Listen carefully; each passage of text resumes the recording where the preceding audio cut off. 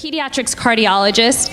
A little bit of background about her. She went to medical school, her residency in pediatrics, as well as her fellowship in cardiology, all at Columbia. So her heart and soul is with Columbia. She's very credited and has so much to share with us about the congenital heart defects and the heart health of an AP patient. So let's learn about the heart now. We learned about the brain, right? Well, welcome Shannon. Dr. Shannon. Thank you so much for inviting me. It's really a pleasure to be here. And as everyone has said, we learn so much from you, and we'll try to teach you something in return. So I'm going to talk about congenital heart defects and heart health for AP.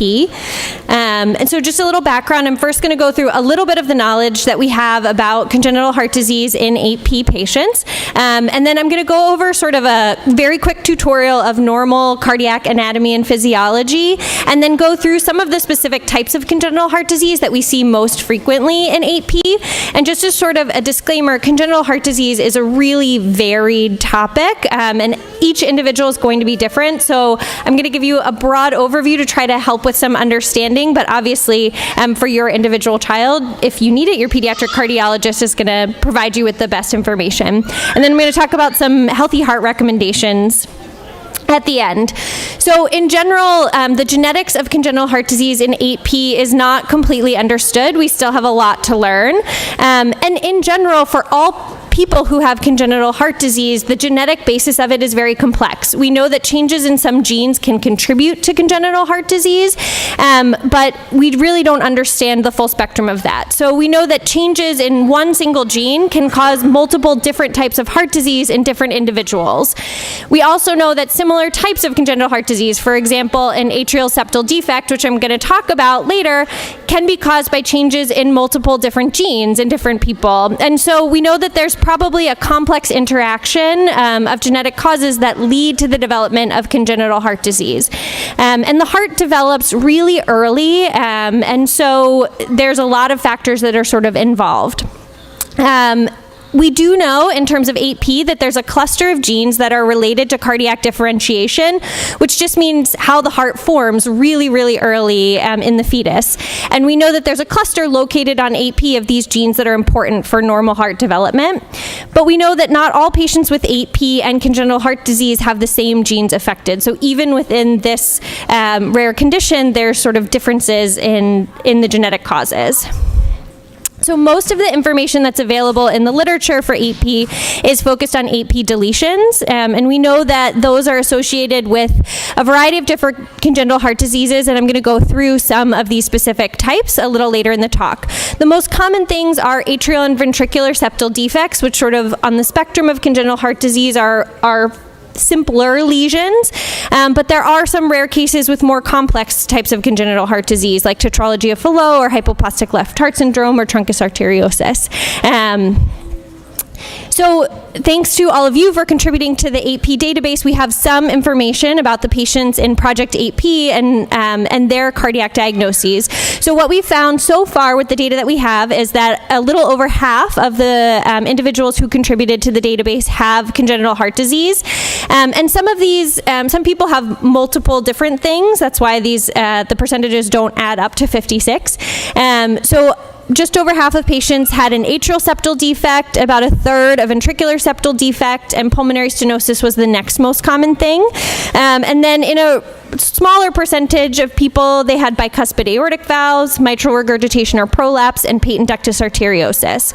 And in the Project AP database, we found that about a third of patients with congenital heart disease had GATA4 deleted, and that's sort of the most well-studied gene on AP related to heart development. But obviously, it's not the only thing playing a role here, because 2/3 of patients with congenital heart disease didn't have GATA4 affected. So I'm just going to sort of go through a quick tutorial of the normal development and sort of structure of the heart. I'm going to come around a little bit so I can point. So the heart has 4 chambers, 2 upper chambers that are called atria, which are collecting chambers, and 2 lower chambers called ventricles, which are the pumping chambers. So blood that has already given off oxygen to tissues goes through your veins. That's the blue blood. And it all collects into two big veins, the inferior and superior vena cava, and comes into the right side of the heart. The blue blood goes from the right atrium into the right ventricle through a valve called the tricuspid valve. And then the right ventricle squeezes and pumps the blood out through the pulmonary artery, which is the big artery that takes the blood out to both of the lungs. In the lungs, the blood picks up oxygen, and then it comes back to the left side of the heart through pulmonary veins, into the left atrium, through another valve called the mitral valve, into the left ventricle.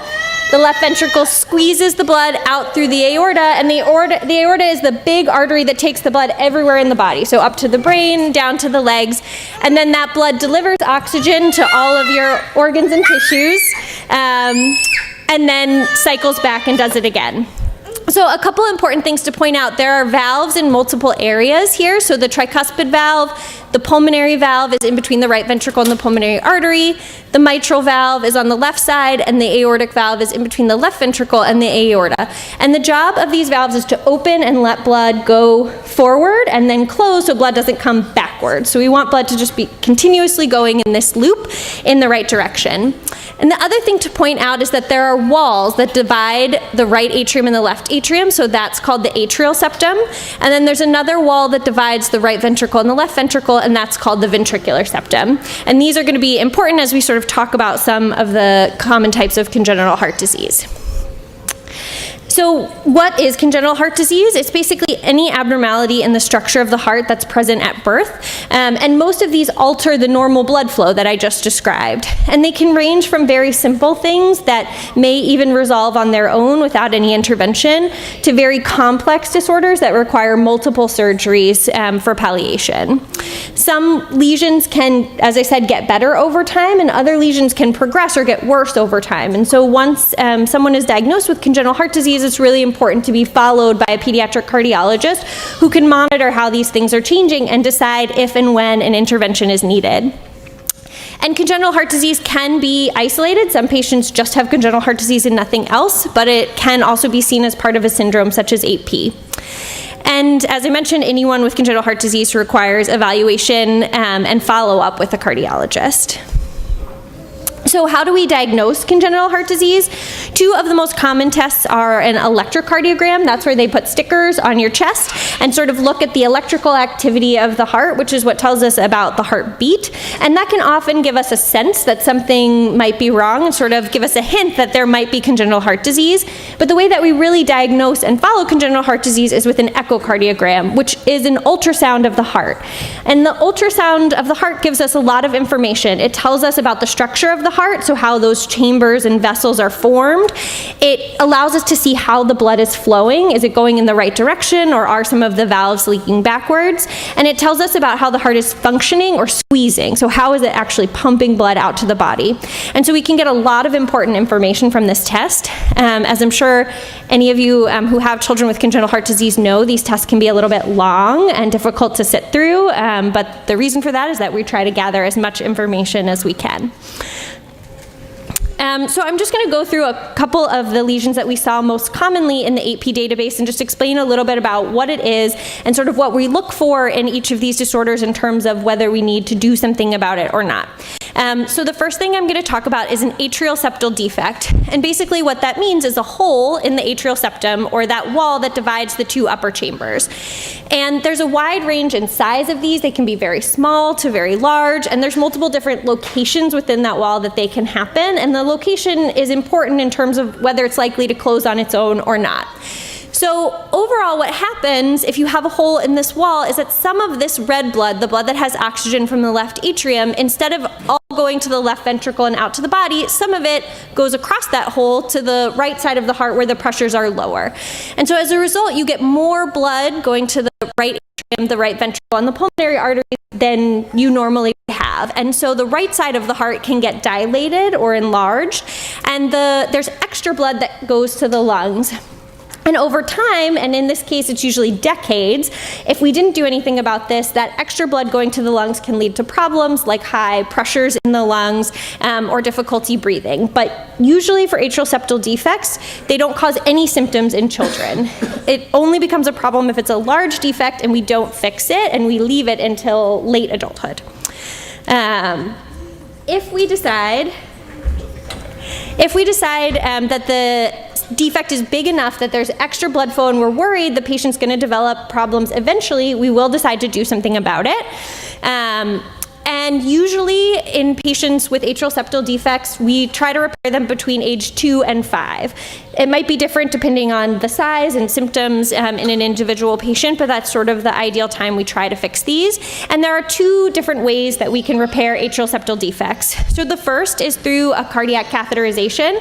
That's basically where we use the big vein in the groin to put a catheter in, which is a long tube, and we use that normal path of the blood to put the catheter all the way up into the heart and into the right atrium, which is here, across that hole in the septum. And using that catheter, we can actually put a plug, a device in to block the hole. And so this doesn't require a big cardiac surgery. It's a minimally invasive procedure, and depending on where exactly the hole is and how big it is, this can be a very safe way to do this. If that's not possible because of the location or size of the lesion, we can do surgery to fix this, and that does require an open heart surgery where they can put a patch over the hole and sort of sew it in. And so there are multiple options for patients who need repair of this. The next thing I'm going to talk about is ventricular septal defects, so sort of a similar concept, except for in this case, the hole is in the wall between the 2 lower chambers, the ventricles. And so the left ventricle is the pumping chamber that pumps out to the body. So the pressure in that chamber is pretty high because it has to squeeze blood to your whole body. So because the pressure here is so high, you tend to get more blood flow that crosses through these holes than the holes in the atrium. And again, there's a wide variety of sizes, and they can be in multiple different locations within this wall. Because of the pressure and because there's extra blood flow, these defects can cause symptoms even in little babies. So with extra blood going from the left side to the right side, you're getting extra blood flow to the lungs, and often little babies with big holes will present with increased work of breathing. Sometimes they won't be gaining weight very well because their heart is working so hard to sort of pump this extra blood that it's using up a lot of calories. And so we can see symptoms even in young children with this. And so we have some ways of treating those symptoms before we do the repair. We can use diuretics, which are water pills, to try to get off some of that extra fluid and allow the child to breathe better. We can give them medications to help the squeeze of the heart, to sort of help it along so that it doesn't have to work so hard. And we can do things with maximizing calories to try to help the baby to gain weight before we do surgery. And sort of the decision of the exact timing of the surgery really depends on the symptoms and the size of the defect. If it's large, we generally try to do surgery for these before the child's 2 years. And we know that if we repair it before the child turns 2 years, they're unlikely to have long-term problems from having this hole open. So that's why we usually try to do it in that window if we can. But sometimes if it's sort of a medium-sized hole and we're not sure, maybe it'll close on its own, maybe it won't, we'll sort of watch it a little longer and then decide later whether to do surgery or not. Right now, the repair for ventricular septal defects is all surgical, so it requires an open heart surgery, although they are working on devices to be able to do a similar thing to atrial septal defects where we can close these in the cath lab. So the next most common thing that we saw in the Project AP database is pulmonary stenosis. So stenosis means blockage, and this is particularly blockage of the pulmonary valve, that valve between the right ventricle and the pulmonary arteries where the blood is trying to get out to the lungs.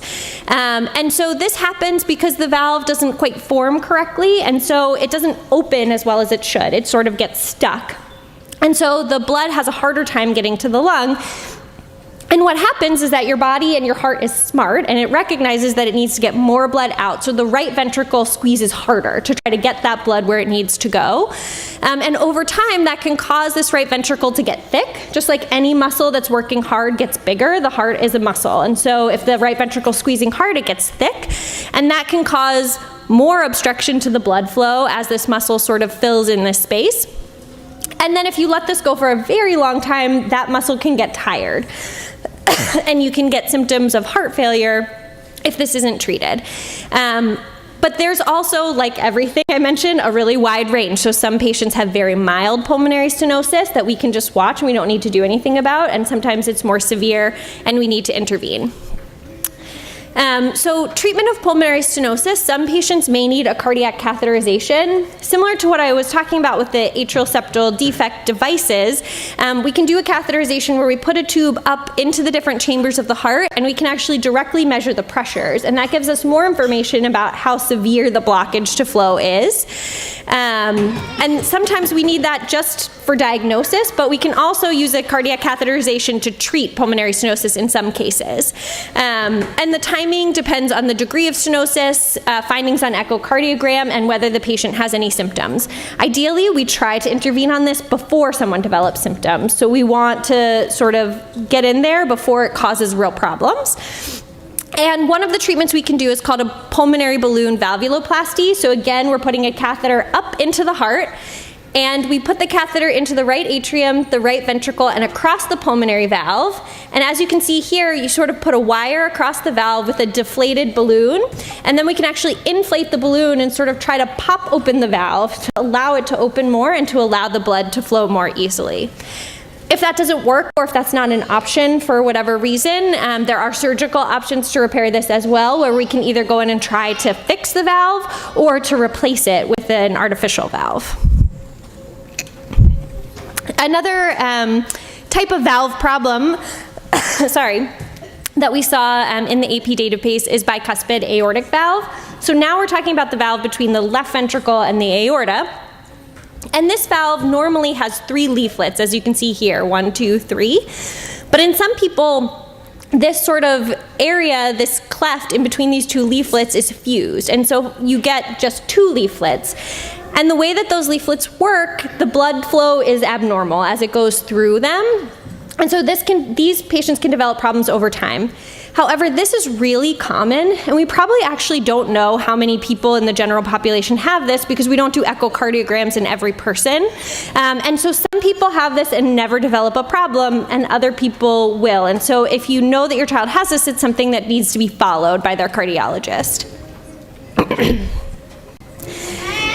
So what are some of the problems that can happen with this? So it can lead to early calcification of the valve and stenosis. So all adults, if you look at sort of all 90-year-olds, they have some calcium on their heart valves and they have some blockage of flow. But in patients with bicuspid aortic valve, that tends to happen earlier than in everyone else. But only 1 in 50 people with a bicuspid aortic valve will have clinically significant stenosis by the time they're adolescents. Usually this is happening more in adulthood. We know that it can also, in addition to stenosis or blockage of flow, bicuspid aortic valve can be associated with dilation or enlargement of the ascending aorta, that vessel that comes right after it. And in those cases where the aorta gets big and is dilated, it's at risk of something called aortic dissection.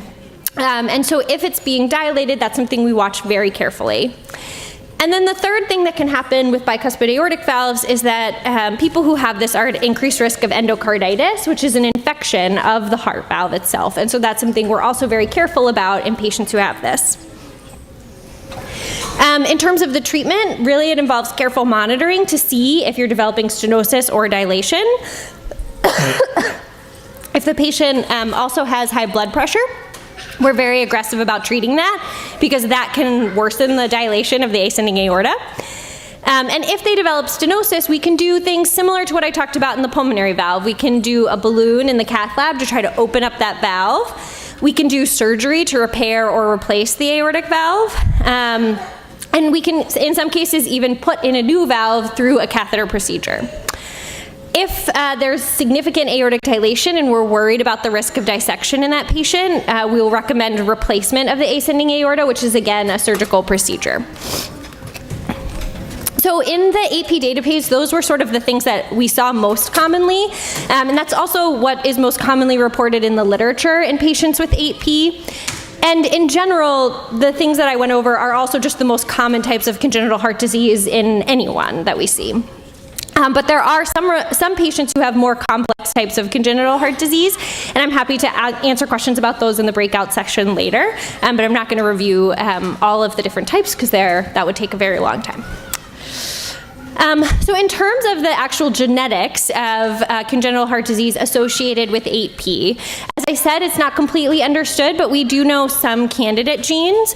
So GATA4 is the most well-studied gene on chromosome 8P that's related to congenital heart disease, and it's a cardiac transcription factor, which means that as the heart is developing, it sort of acts as a signal telling the heart how to develop normally. And so if it's missing or abnormal, it can lead to congenital heart disease.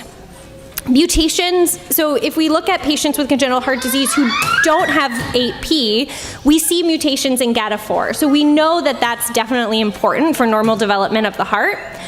But thanks to some of the data you guys provided, as well as other things that are provided in the literature, we know that not everyone with a GATA4 deletion has congenital heart disease. So that can't be the only thing that's contributing. And as I mentioned, in our database, it was deleted or duplicated in about a third of the patients with congenital heart disease. There is some literature looking at two other genes, SOX7 and NEAL2, and basically what people have seen is if they're involved in the deletion, in addition to GATA4, those patients have more severe congenital heart disease than if you just have a GATA4 deletion. And then two other factors, so GATA4 and SOX7 and NEAL2 are sort of on the distal end, the far end of 8P, but we know that patients who have deletions or duplications on the proximal, the closer end of 8P, can also have congenital heart disease. And so there's been some research trying to figure out what's causing it in those patients, and there are two genes, NKX26 and NRG1, that have been shown in very small studies to also be related. All of this is to say that we still have a lot of work to do in sort of understanding this, and that in every patient there's probably a slightly different combination of factors that are contributing. So just in terms of what you can do if your child has 8P and congenital heart disease, as I mentioned, regular follow-up with your cardiologist is really important if congenital heart disease is present. If they had a really small hole that totally closed, it's possible your cardiologist will say, goodbye, you never need to come back again. But in most cases, if there's still something there, it's important to follow up. And if it's very minor, you may think, my child's doing great, I don't need to see the cardiologist, but it's important to come, even if they say come back in 2 or 3 years, just to check in, as some of these things can change over time. And then in general, for patients with congenital heart disease, it's important to do the normal things that promote healthy hearts as well. So we can fix a lot of the congenital heart disease, but we want your children's hearts to be good for decades and decades to come. And so trying as much as possible to do healthy diet and exercise as much as they are able to do and as is recommended by your physician is important. And just like all kids, we want them to do those things to sort of maintain their heart health. So thank you again for having me here, and I'll be at one of the breakout sessions later if there are questions. Although we have a couple minutes, I don't know. Hold on, I have a mic.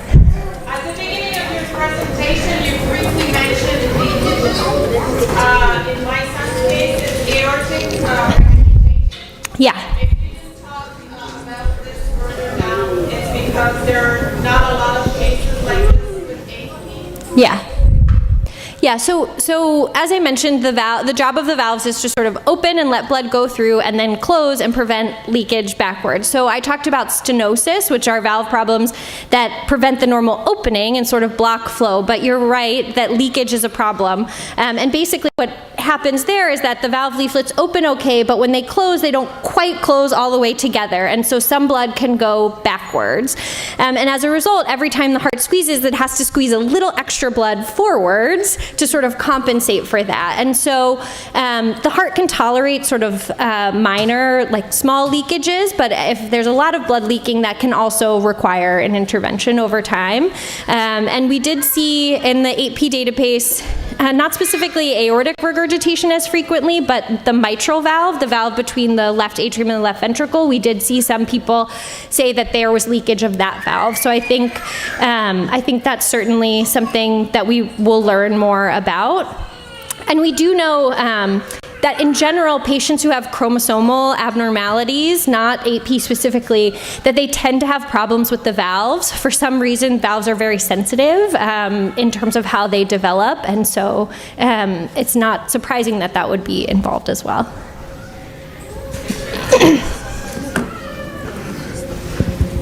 Sure. Yeah. Dr. mentioned, I think she alluded in her presentation this morning to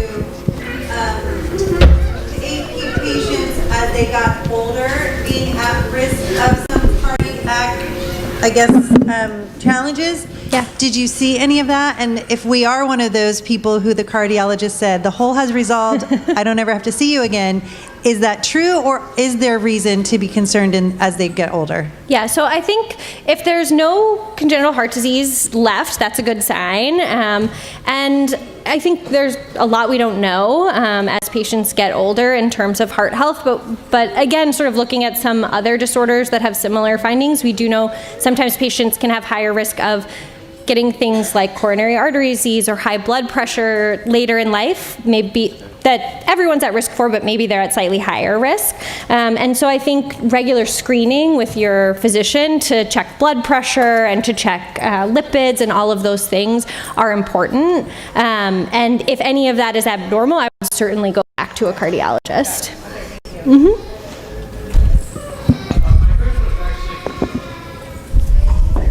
My question was actually sort of related to that. We have a very young child with an 8p abnormality, and so it's been sort of a journey of like finding one thing out, and then another thing out, and another thing out.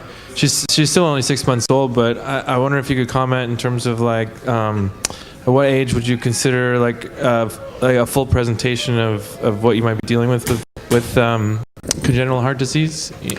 So in patients who have significant big holes or really bad stenosis, they have symptoms before 6 months of age, but there could be more minor things that wouldn't necessarily present. And I think it makes sense in any child who has sort of multiple medical issues going on to screen for heart problems. And so the first sort of step in that is actually all children, at least in the United States, before they're discharged home from the hospital, get an oxygen saturation screening. And so if that's normal, that sort of rules out some of the most severe types of congenital heart disease. And then your pediatrician listening to your child's heart. So if they hear a murmur or something abnormal, then certainly an echocardiogram. But I do think that it's reasonable to just request to see a cardiologist and get an echocardiogram at some point if you haven't, just to make sure that there's not some of these more minor problems.